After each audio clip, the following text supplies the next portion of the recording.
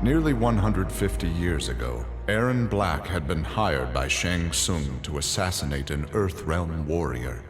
In return, Shang had slowed Black's aging process. He could therefore afford to be patient. If an employer wanted someone dead, they would be in time. A team of young Earthrealm warriors had caused Aaron Black's current employer, Kotal Khan, much inconvenience. With the patience of a viper, Black eliminated them all.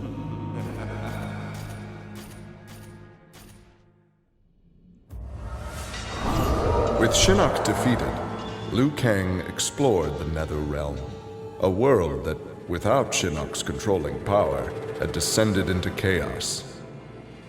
Liu Kang was no sorcerer or elder god, but his fighting skill was more than enough to beat Netherrealm's demons into submission.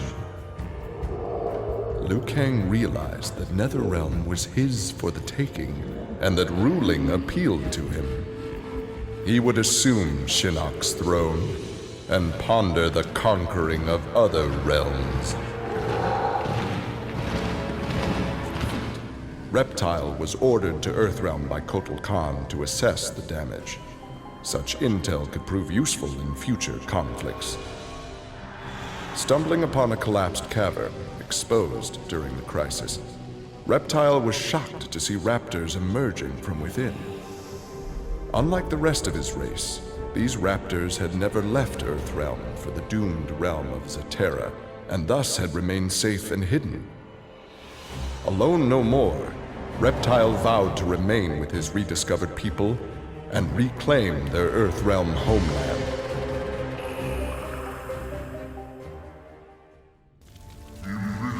For many years, Farah and Tor were a symbiotic pair, as is natural with their species. But that bond was broken when Farah came of age and began the Great Transformation. Farah Tor returned to the Tarkatan wastes, where Farah began her metamorphosis. The process took an agonizing 3 outworld years, during which time Tor withered and died. Now a brute, Farah will be chosen by a rider.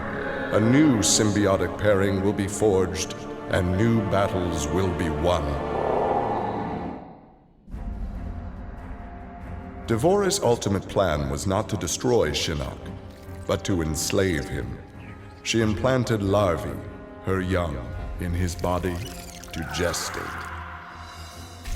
Having consumed the godlike power of their immortal host, Devorah's offspring were unlike any Kaitin ever born. As they matured, they spread like locusts throughout the realms. Her army of Kaitin super drones brought glory to Devorah, their beloved queen, and destruction to all.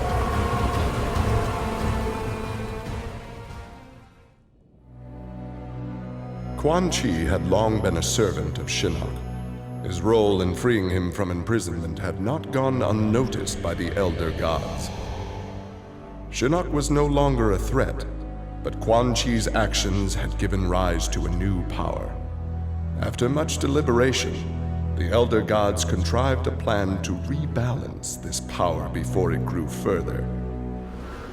Free will was burned from Quan Chi's soul and replaced with a single directive.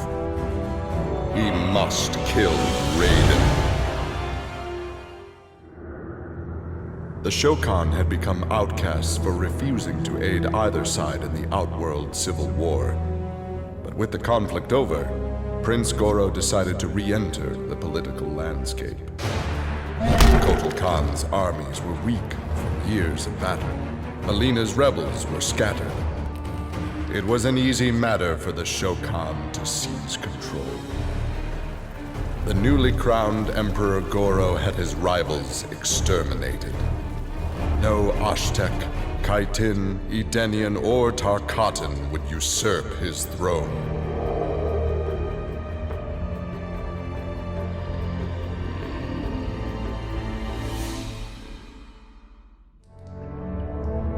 Standing over Shinnok, Tremor reveled in his power.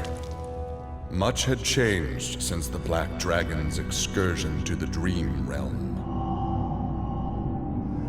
Kano had sent Tremor's team there to retrieve a psych bomb to be used in Kano's theft of Shinnok's amulet.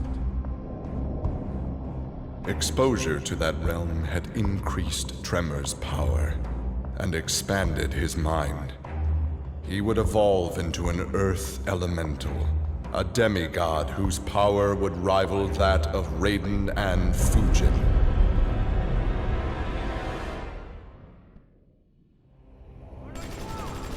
After destroying Shinnok, Triborg turned his attention to the Special Forces. General Blade and the others fought valiantly, but their human weaknesses led to their inevitable defeat. Now with access to the SF computer network, Triborg used it to interface with the Lin Kuei storage drives from which he was spawned. He saved the brainwave data of dozens of his Lin Kuei brothers and sisters to the SF servers.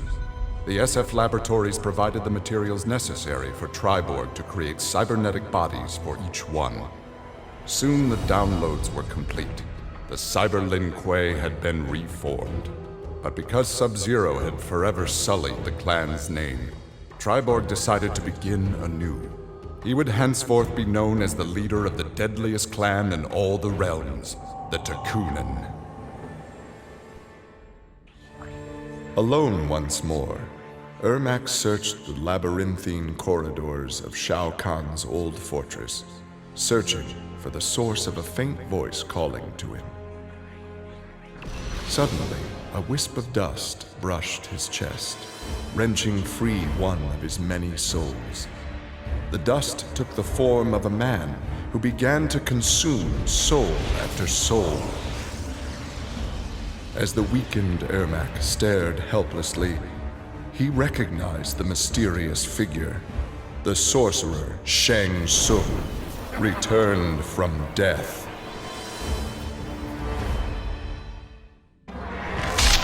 Kotal Khan returned to Outworld determined to rebuild his forces. But Raiden defeated him in a surprise attack and claimed dominion over Outworld. Desperate, the Emperor called upon the Elder Gods to aid in preserving his sovereignty. They granted his request, invoking the most sacred of contests. Now, once every decade, Kotal Khan must enlist his greatest defenders to face Raiden's challengers in mortal combat.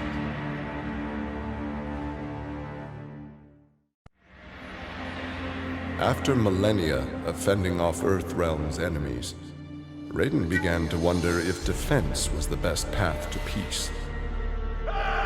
In a change of tactics, Raiden and the Shirai Ryu attacked Kotal Khan's armies before they could rebuild.